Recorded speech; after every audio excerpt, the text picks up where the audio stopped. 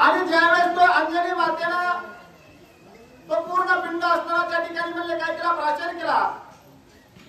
त्या ठिकाणी हा गर्भ वाढला. परंतु ज्या अंजनी मातेचे पती असणारे म्हणले केशरी नंदन आणि यज्ञ पुरुषाची झालेली असणारी कृपा किंवा तो असणारा भाग आणि त्याच्यातून या हनुमानजीचा जन्म झालेला आहे किंवा ते पूर्ण पिंडाचे या ठिकाणी असणारी प्राप्त झालेली आहे. त्यांना पूर्ण पिंडाचा त्यांचा जन्म आहे म्हणून ते शक्तिमान आहेत. म्हणून याच्यावर विश्वास ठेवावा लागतोय. याचं सर्व असणार पूर्व जन्म कथन आणि प्रभू रामचंद्र लक्ष्मणजीला सांगू लागले.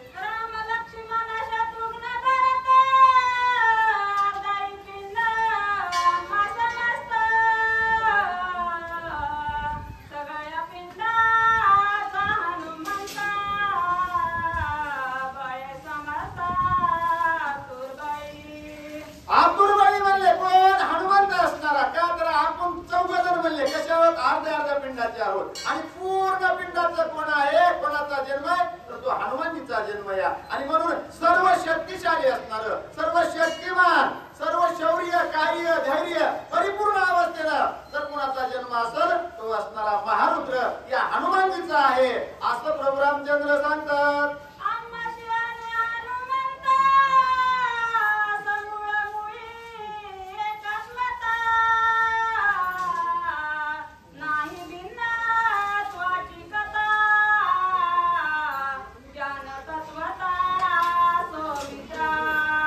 काय सांगितलं, तत्वता सोमित्र म्हणून म्हणले